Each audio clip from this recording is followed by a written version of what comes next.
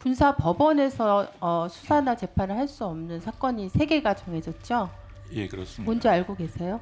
성범죄가 있고 사망 사건이 있고 바로 입대 전, 예, 입대 전 예, 문제. 그렇습니다. 이렇게 이관한 이유는 뭘까요? 목적. 그런 것들이 고려된 것으로 알고 있습니다. 군 조직의 폐쇄성, 이것 때문에 개입을 하거나 외압이 들어갈 그런 소지를 없애기 위해서라고 저는 알고 있습니다. 최상병 사망 사건이 있었잖아요. 조사 보고서를 경북경찰청에 사실 이첩을 했는데 국방부에서 보고서를 다시 회수해 오라는 지시가 내려졌고 이 과정에서 지금 문제가 되는 거는 이첩된 것을 회수한 명령 자체가 군사법원법에 위배되는 부당한 거다라는, 그때 그 수사단장이었던 박정훈 대령이 회수하라는 명령을 이행하지 않았다는 항명죄, 이 항명죄 두 가지에 이게 충돌하고 있어요. 그런데 이 PT를 한번 보세요. 군사법원에 재판권이 있지 않은 것을 인지한 경우 빨간 줄 쳐 있죠. 예. 그리고 그 밑에 줄에 보면 경찰청에 이첩해야 한다 이렇게 돼 있잖아요. 박정훈 수사단장은 사실은 이 법의 228조에 근거해서 위원님께서 말씀하신 그 사실관계를 정확하게 파악하지 못하고 있는 상황에서 섣불리 답변을 드리기도 어렵고. 다음은 존경하는 강민정 의원님 질의해 주시기 바랍니다. 네, 후보자님 2021년에 군사법원법이 개정돼서 군사법원에서 수사나 재판을 할 수 없는 사건이 3개가 정해졌죠. 예, 그렇습니다. 뭔지 알고 계세요? 성범죄가 있고 사망 사건이 있고 또 하나 지금 제가 바로 입대 기억이 안 전, 납니다. 예, 입대 전 예, 문제. 그렇습니다. 이렇게 이관한 이유는 뭘까요? 목적. 기본적으로는 이제 군사법원의 특수성을 과연 얼마만큼 보장을 할 것인가에 관해서 그동안에 특히 성범죄와 관련해서 사회적으로 많은 문제가 있었던 것으로 기억을 하고 있습니다. 그리고 군사법원에서 조금 그 일반 법원에 비해서 조금은 그 공정성이 떨어진다는 일부의 비판이 있었던 것으로 알고 있고, 그런 것들이 고려된 것으로 알고 있습니다. 군 조직의 폐쇄성, 이것 때문에 개입을 하거나 외압이 들어갈 그런 소지를 없애기 위해서라고 저는 알고 있습니다. 네. 그렇기 때문에 일반 검찰청이나 공수처나 경찰청에다 이관을 해야 된다 이렇게 얘기했고, 일반 법원에서 이게 재판을 해야 된다고 그렇게 법이 개정됐어요. 잘 아시겠지만 이 작년에 이제 해병대에서 호우 그 실종자 수색 과정에서 최상병 사망 사건이 있었잖아요. 알고 계세요? 예, 언론 보도를 통해서 알고 있습니다. 네, 그래서 이제 그 해병대 수사단에서 조사를 하고 그 조사 보고서를 경북경찰청에 사실 이첩을 했는데 이 과정에서 국방부에서 보고서를 다시 회수해 오라는 지시가 내려졌고, 이 경북경찰청에 이첩된 그날 저녁에 바로 보고서는 이제 회수가 됐습니다.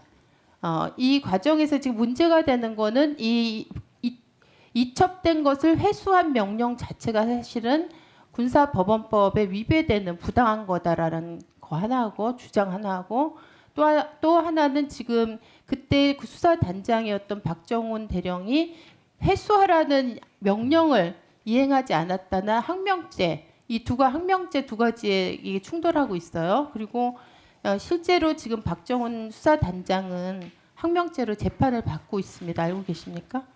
예, 알고는 있습니다. 네. 그런데 이 PT를 한번 보세요.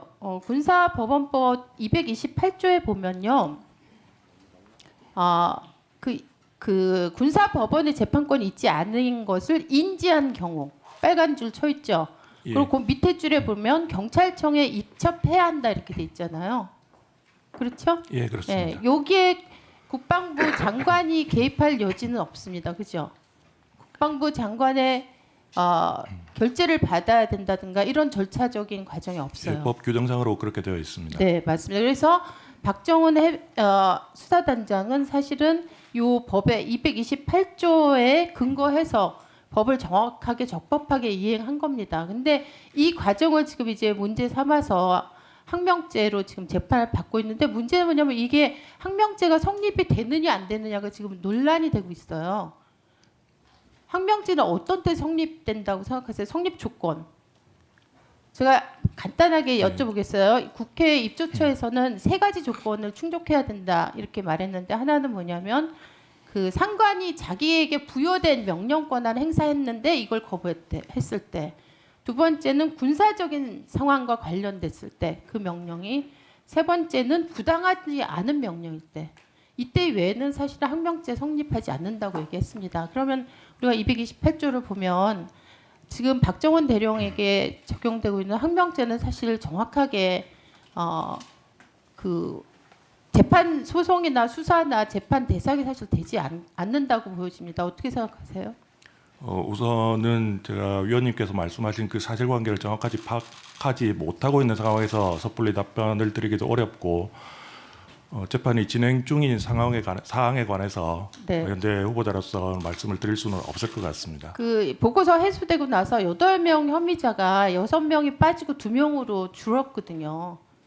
이거 굉장히 의혹이 유발될 수밖에 없는 상황입니다. 그리고 박정원 대령은 김문태상도 받고 최근에 노회찬상도 받고 그 행위 정당성이 사회적으로 사실 입증이 됐어요. 그래서 항명죄만 지금 수사되고 재판을 받고 있기 때문에 이 박정원 대령에 대한 부당한 외압과 개입이라고 하는 거에 대해서는 별도의 수사가 필요하다. 이래서 국회에서 국조가 지금 요청돼 있고 특검법도 패스트트랙이 요청이 됐어요. 필요하다고 생각하십니까? 어떠십니까?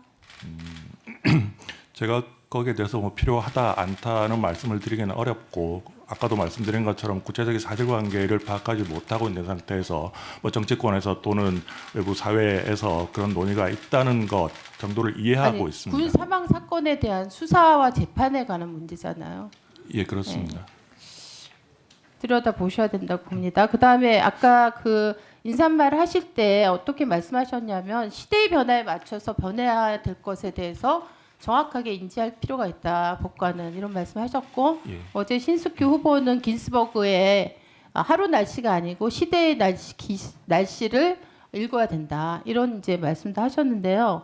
기후 소송이라고 혹시 아십니까? 예, 알고 있습니다. 네, 기후 위기와 관련된 소송이 우리나라에서도 제기된 거 아세요? 예, 듣고 있습니다. 네, 2020년도에 청소년 19명이 제기했습니다. 근데 이미 2015년부터 네덜란드나 독일이나 다른 나라 여러 나라들에서 이제 기후 소송이 제기가 돼서 진행이 됐고 일부는 결론이 나왔어요.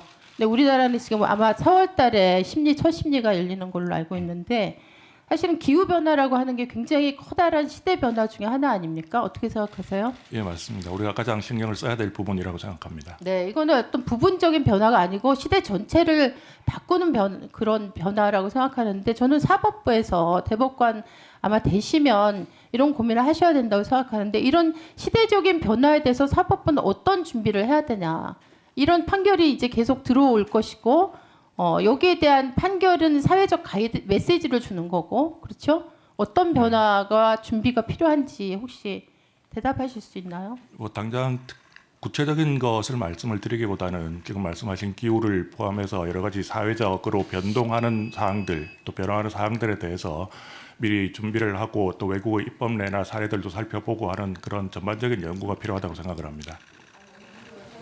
네. 뉴스풀 교육과정 바뀌어야 된다고 생각하고요. 그다음 사법부 판사들 연수 커리큘럼 다 바꿔야 된다고 생각하고, 그다음에 연구, 지금 말씀하신 연구도 있어야 되고, 이게 사법부 전체 개별 사건을 맡는 판사의 공부가 아니고 사법부 전체가 이 변화를 같이 읽어낼 수 있도록 변화가 있어야 된다고 생각합니다. 대법관 되시면 그런 부분들에 대해서 구체적인 정책적 고민을 좀 하셨으면 좋겠습니다. 예, 요즘하고 기회가 되면 뭐 행정처나 연수 기관에도 충분히 잘 전달을 하도록 하겠습니다.